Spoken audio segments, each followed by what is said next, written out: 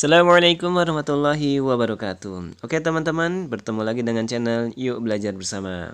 Pada video kali ini kita coba lanjutkan pembahasan tentang SKB CPNS untuk akuntansi.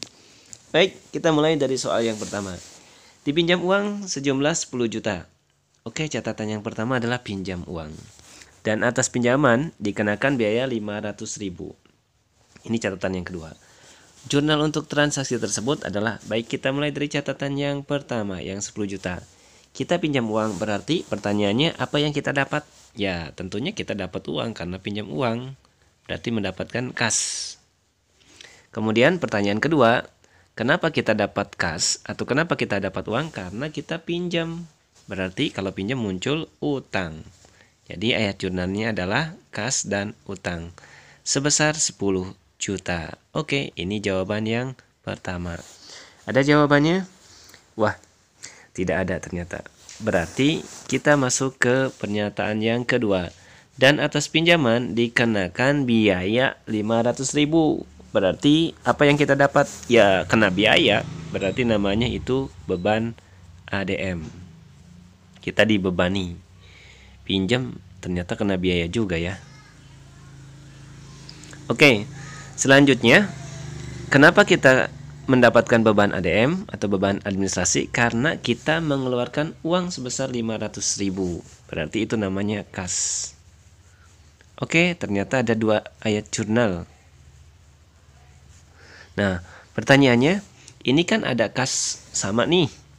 Yang atas 10 juta, yang bawah 500.000. Posisi yang pertama di debit, posisi yang kedua di kredit. Nah, kita rubah ke dalam bentuk yang posisinya adalah cuma satu. Kas 10 juta di debit, kas 500.000 di kredit. Berarti kasnya kita buat di bawah saja. Kasnya itu ada 9.500.000. Dari mana? Ya, dari 10 juta dikurangi 500.000 lah. Kemudian kita lihat yang kedua, posisi yang debit adalah posisinya beban ADM. Jadi yang kedua adalah beban ADM sebesar 500.000. Oke, sisanya adalah utangnya. Utangnya kita buat di bagian kredit. Utang sebesar 10 juta. Ternyata pas kan angkanya. Yang debit 10 juta, yang kredit juga 10 juta. Ini angkanya 10 juta. Oke. Mudah-mudahan bisa dipahami. Kita masuk ke soal yang kedua. Pada soal yang kedua ini difakturkan untuk ditagih. Oke. Untuk ditagih ya. Pendapatan jasa salon sejumlah 7.500.000. Pencatatan jurnal yang tepat adalah karena di sini ada kata-kata difakturkan untuk ditagih, berarti ya kita belum punya uang. Tapi itu akan menjadi uang kita. Itu yang disebut dengan piutang. Nah, piutang itu muncul karena kita mendapatkan pekerjaan. Tetapi pekerjaannya sudah selesai atau dalam proses, namun uangnya belum kita dapatkan. Itu namanya piutang. Kemudian, kenapa piutang bisa terjadi? Karena kita melakukan pendapatan jasa salon. Jadi, kreditnya adalah pendapatan jasa. Nah, ini ketika kita melakukan pekerjaan tetapi belum dibayar. Piutang dan pendapatan jasa sebesar 7,5 juta. Nah, lantas bagaimana ketika posisinya ternyata kita setelah beberapa hari kemudian kita dibayar atas pekerjaan kita? Maka kalau kita dibayar atas pekerjaan kita yang lalu, maka kita mendapatkan yang pertama adalah kas sebesar yang kita terima pada awal kita menerima pekerjaan. Terus, apa akun kreditnya? Kita mendapatkan kas karena piutang kita berkurang. Loh, kok piutang ya? Bukan pendapatan jasa. Karena ketika kita menerima uang atas pekerjaan yang telah selesai, ini sebetulnya hakikatnya adalah dari piutang yang sebelumnya. Jadi, kas atas piutang sebesar 7,5 juta. Nah, karena di sini dalam soal ini difakturkan untuk ditagih, maka jawabannya adalah berarti belum mendapatkan uang. Berarti yang piutang dengan pendapatan jasa sebesar 7,5 juta. Oke, jawabannya berarti yang E. Oke, kita coba masuk ke soal selanjutnya. Oke, kita lihat di soal selanjutnya. Transaksi yang dilakukan Biro Servis Komputer untuk bulan Maret 2018 adalah sebagai berikut. Ada tanggal 2, 5, 10, dan 12. Untuk tanggal 2, diterima piutang per kas 20 juta. Kemudian di tanggal 5 dibeli perlengkapan cash, perlengkapan servis 5 juta. Kemudian diperhitungkan pada penerbit utama pendapatan servis sejumlah 15 juta. Dari jumlah ini diterima baru 13 juta, sisanya kemudian. Oke, kita mendapatkan pendapatan tapi baru diterima 13 juta. Tanggal 12 dibayar gaji per kas sejumlah 6 juta. Pencatatan pada akun. Oke, di sini ada posting. Postingnya bentuk T atau 2 kolom. Ini debit, ini kredit. Jadi sisi kiri itu debit, sisi kanan kredit. Dari pencatatan buku besar yang benar adalah, oke, diminta buku besar yang benar. Baik, kita mulai dari yang pertama. Dari yang pertama adalah untuk yang tanggal 2. Di mana ada kata-kata diterima piutang per kas. Berarti apa yang kita dapat? Ya, kas. Kita dapatkan kas sebesar 20 juta atas, atau kenapa kita dapat kas? Karena piutang kita telah diterima. Jadi piutang diterima berarti piutangnya dikredit karena telah berkurang. Oke, ini ayat jurnal yang pertama. Tinggal kita masukkan kasnya, posisinya di debit. Cari nomor 1 kas posisi di debit. Oh iya, betul. Kemudian ini betul kan? Kemudian kita lihat untuk piutang. Piutang itu harus dikredit. Piutangnya harus ada di kredit. Kredit kita lihat piutang. Nah, ini dia salah. Nomor 2 salah. Oke, berarti yang ada nomor 2-nya adalah salah. Wah, ini sudah ketahuan jawabannya pasti yang D. Kenapa? Karena A, B, C, dan E ada nomor 2-nya semua. Tapi tidak apa-apa. Kita coba masuk ke tanggal 5. Tanggal 5 itu ada kata-kata dibeli per kas perlengkapan servis 5 juta. Oke, dibeli. Berarti apa yang kita dapat? Perlengkapan.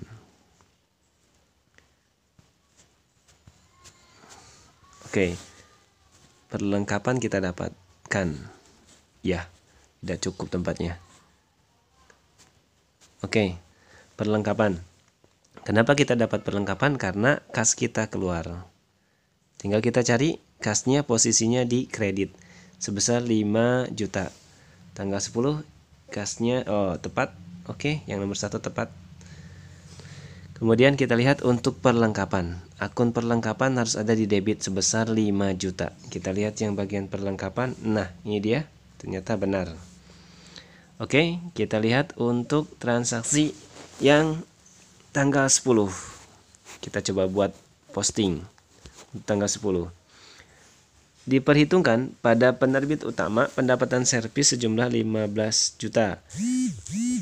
Baru diterima per kas 13 juta. Oke, berarti yang kita dapat adalah kas sebesar 13 juta. Kemudian karena kita mendapatkan pendapatan servis, berarti uang yang belum diterima itu namanya piutang.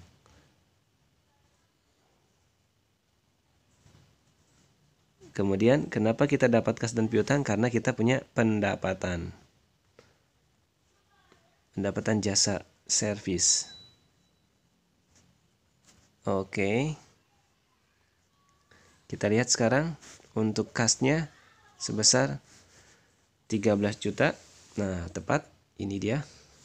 Kemudian piutangnya tadi jelas salah ya, karena nomor di tanggal 2-nya dia salah. Tapi kita lihat piutangnya sebesar 2 juta tepat. Ini kan 2 juta. Nah, jadi yang ini tepat sebetulnya tanggal 10-nya. Tapi tanggal 2-nya salah. Kita lihat yang pendapatan jasa atau pendapatan servis sebesar 15 juta. Posisinya pendapatan jasa atau servis ada di kredit kan? Nah, ini ada di debit. Berarti salah. Oke, mudah-mudahan bisa difahami. Kita masuk ke soal selanjutnya. Oke, kita masuk di soal selanjutnya. Pada 1 Mei 2017 dibayar sewa gedung 1.200.000. Ingat 1 Mei ya. Untuk 1 tahun dan untuk 1 tahun. Dan dicatat pada sewa gedung dibayar di muka. Oke, dicatat sebagai sewa gedung dibayar di muka. Artinya dicatat sebagai akun harta. Ayat penyesuaian per 31 Desember. Ini 1 Mei ke 31 Desember.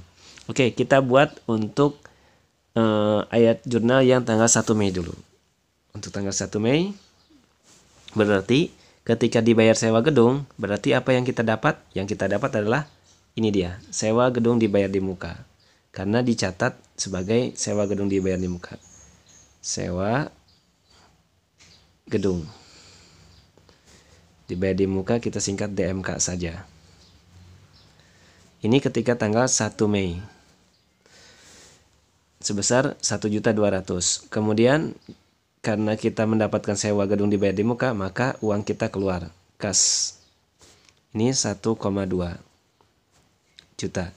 Ini ayat jurnal untuk tanggal 1 Mei. Nah, di sini kan dimintanya adalah ayat jurnal penyesuaian tanggal 31 Desember. Kenapa saya berikan yang tanggal 1 Mei? Supaya kita bisa paham untuk ayat jurnal penyesuaian. Oke, ketika tanggal 31 Desember, kita diminta ayat jurnal penyesuaian. Kita hitung 1 Mei sampai ke Desember. Berarti Mei, Juni, Juli, Agustus, September, Oktober, November, Desember. Berarti dia 8 bulan. Maka kita cari dahulu 8 per 12 dikalikan dengan 1.200.000. Nah, inilah yang disebut dengan ayat jurnal penyesuaian. Jadi dicari dahulu. 1,2 juta dibagi 12 ini bisa berarti 100.000. 100 dikalikan 8 berarti 800.000. Nah, berarti inilah yang menjadi beban. Maka ketika tanggal 31 Desember, ayat jurnal penyesuaiannya adalah kita buat di bawah saja di sini. Kita hapus yang tanggal 1 Mei. Kita buat untuk ayat jurnal yang penyesuaian tanggal 31 Desember. Berarti yang menjadi bebannya adalah pertama, karena sudah dari 1 Mei sampai 31 Desember itu menjadi beban. Beban sewa. Nah, kenapa kita mendapatkan beban sewa? Karena ini dia. Sewa gedungnya telah dipakai. Berarti di sini sewa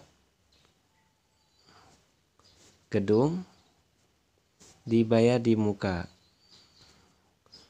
Nah, jadi akun kreditnya adalah sewa gedung dibayar di muka. Kenapa? Karena tadi dicatatnya sebagai sewa gedung dibayar di muka. Ingat, ini kata kuncinya. Dicatat sebagai sewa gedung dibayar di muka. Ini dia kata kuncinya. Jadi sebesar 800.000. Oke, kita lihat apakah ada beban sewa. Yang A salah, yang B juga salah, yang C benar, beban sewa dibayar di muka, tapi angkanya yang salah. Karena di sini 700. Sedangkan di sini adalah 800. Yang D, nah ini yang D tepat. Jadi jawabannya adalah yang D, beban sewa gedung dibayar di muka. Oke, kita masuk ke soal selanjutnya. Oke, pada soal ini kita lihat pada tanggal 1 Mei 2017 dibayar sewa 1.200.000 untuk masa setahun dan dicatat pada akun beban sewa. Oke, ini soal sama seperti yang tadi, tetapi untuk yang bagian ini dicatat sebagai beban sewa. Kalau tadi kan dicatat sebagai sewa dibayar di muka, artinya bentuknya harta. Nah, kalau ini dikategorikan sebagai bagian dari laba atau rugi. Penyesuaian per 31 Desember 2017 untuk mencatat sewa dibayar di muka dan beban sewa. Oke, kita ambil untuk yang tanggal 1 Mei. Untuk tanggal 1 Mei, ketika kita bayar sewa 1.200.000 karena pengakuannya sebagai beban sewa, maka ketika 1 Mei adalah pertama kita mendapatkan beban. Namanya cukup beban sewa saja. Kemudian beban sewa kita dapatkan karena ada kas kita yang keluar. Jadi cukup beban sewa dan kas sebesar 1,2 juta. Ini ketika tanggal 1 Mei. Nah, ketika akhir tahun atau 31 Desember, penyesuaiannya bagaimana? Penyesuaiannya kita lihat dari bulan Mei ke bulan Desember. Itu kan 8 bulan. Nah, karena pengakuannya sebagai beban sewa, maka yang kita hitung adalah bukan yang 8 bulannya atau bukan yang terpakainya, tetapi yang belum terpakainya. Berapa bulan? Berarti kalau dari Mei sampai Desember 8 bulan, sisanya berarti 4 bulan. Berarti 4 per 12 dikalikan dengan 1.200.000. Nah, jadi hasilnya adalah ya 12 dengan 12 kita coret jadi 100.000. Jadi 4 kali 100.000 hasilnya 400.000. Nah, bagaimana jurnalnya? Nah, karena kan yang diminta jurnalnya. Jurnalnya adalah 400.000 ini, maka diakui sebagai, kita buat di bawah saja. Kita buat di sini. Oke. Jurnalnya adalah karena pengakuannya sebagai beban sewa, maka ketika penyesuaian yang tersisa adalah 400.000 kan yang belum terpakai atau 4 bulan. Berarti itu yang disebut dengan sewa dibayar di muka. Jadi yang belum terpakai itu yang disebut dengan sewa dibayar di muka. Kemudian atas apa? Atas beban sewa. Karena tadi kan pengakuannya sebagai beban sewa. Angkanya sebesar 400.000. Oke. Mudah-mudahan bisa difahami ya. Kita lihat jawabannya adalah sewa dibayar di muka dan beban sewa 400.000. Oke, yang A. Oke, kita masuk ke soal selanjutnya.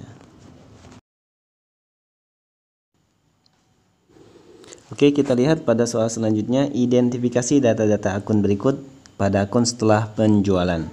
Pertama ada modal 31 bulan 12, berarti ini namanya modal akhir.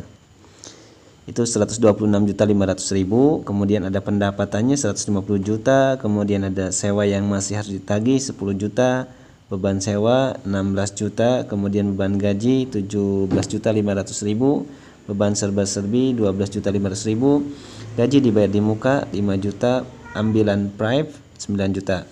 Dari data di atas, maka modal 1 bulan 1, berarti yang ditanya adalah modal awal. Oke, untuk mendapatkan modal awal, kita cari dahulu untungnya berapa. Pendapatannya adalah 150 juta. Ini yang pertama. Kemudian bebannya, yang pertama ada 16 juta.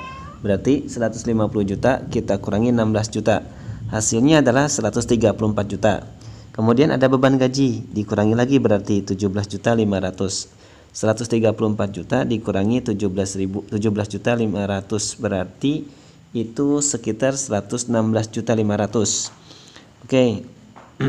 Kita tulis saja kalau gitu ya. Pertama tadi 150 kita kurangi 16, kemudian kita kurangi kembali 17,5, kemudian kita kurangi lagi karena ada beban serba-serbi, dikurangi 12,5. Oke, maka mendapatkan untung. Untungnya adalah 150 kurang 16 tadi 134. 134 dikurangi 17,5 itu 116,5. 116,5 dikurangi 12,5 berarti 104 ya. Ya, berarti ini untungnya 104 juta. Wah, besar juga ya. Oke. Untungnya adalah 104 juta. Kemudian dari untung ini ternyata ambilan frame diambil 9 juta. Oke, berarti kita kurangi 104 juta uang kita dikurangi 9 juta. Maka hasilnya adalah ya 95 juta. Nah, inilah untung asli kita. Nah, pertanyaannya adalah modal awal. Nah, kita punya modal akhir. Modal akhir kita simbolkan dengan akhir, kita simbolkan dengan inisial A saja. Modal akhir kita adalah, kita lihat ada di angka 126.500. Sedangkan untung kita adalah 95 juta. Nah, modal akhir kan didapatkan dari untung. Kalau kita buat rumusnya, modal akhir itu didapatkan dari untung ditambah dengan modal awal. Awal kita simbolkan dengan AW. sama dengan modal akhir. Akhir kita simpulkan A. Berarti untuk mendapatkan modal awal, maka cukup modal akhir dikurangi dengan untung. Modal akhirnya adalah 126.500.000. Sedangkan untungnya adalah 95 juta. Maka kita kurangi 126.500 dikurangi 95, hasilnya berarti ya 31.500.000. Oke, yang C. Gampang kan? Jadi catatannya adalah cari untungnya dulu, kemudian dikurangi dengan frame-nya, baru kita masukkan rumus dari modal akhir. Untung ditambah dengan modal awal sama dengan modal akhir. Ini sih logika saja. Oke, kita masuk ke soal selanjutnya. Oke, pada soal ini kita lihat, perhatikan data-data akun berikut. Yang pertama ada pendapatan jasa 200 juta, jasa diterima di muka 15 juta, beban gaji 20 juta, beban sewa 26 juta, beban serba-serbi 34 juta, gaji dibayar di muka 5 juta, pripe 12 juta, modal bulan 1 tanggal 1 450 juta. Berarti ini modal awal. Pertanyaannya adalah atas dasar data di atas, maka modal per 31 bulan 12. Ini berarti modal akhir. Oke. Tadi ingat, untuk mendapatkan modal akhir rumusnya adalah untung ditambah dengan modal awal dikurangi dengan untung ditambah modal awal sama dengan modal akhir. Oke. Ini sebetulnya bisa untung bisa rugi. Kalau untung berarti dia positif, paling gampang. Kalau rugi berarti dia negatif. Nah, begitu saja. Oke, kita masukkan sekarang. Berarti kita cari untungnya dahulu. Untung itu kan didapatkan dari pendapatan dikurang beban. Nah, pendapatan yang pertama adalah pendapatan jasa 200 juta. Ini dia. 200 juta dikurangi dengan beban gaji. Terus jasa diterima di muka masuk tidak? Oh, dia tidak masuk.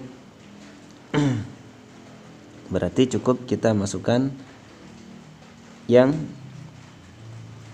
pendapatan jasa saja. Kita lihat beban gajinya 20 juta. Berarti 200 juta dikurangi 20 juta itu 180, dikurangi 26 juta, kita tulis saja 200 dikurangi 20 dikurangi 26. Kemudian ada beban serba-serbi, kita kurangi lagi 34 juta.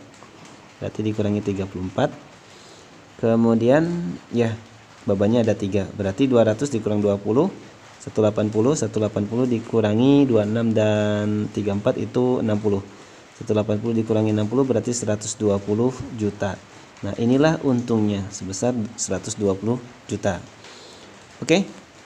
Kita dapatkan untungnya. Kemudian untung ini kita kurangi dengan frame. Nah, frame-nya adalah kita lihat ada 12 juta. Berarti kita kurangi dengan 12 juta. Jadi hasilnya adalah uang yang ada itu dari untung yang ada itu sekitar 108 juta. Nah, kita masukkan sekarang ke rumus yang untung ditambah modal awal. Karena tempatnya sudah cukup, kita hapus saja dulu. Tadi untuk mendapatkan modal akhir, untung ditambah, untung itu maksudnya uang yang sudah ada, tambah modal awal sama dengan modal akhir. Akhir kita simbolkan dengan AK. Oke, untungnya adalah tadi 108 juta. Ditambah dengan modal awal. Modal awalnya adalah kita lihat 450. Oke, maka hasilnya 450 tambah 108 berarti 450 ya 558 juta. Oh, ternyata ada jawabannya yang D. Oke, gampang kan?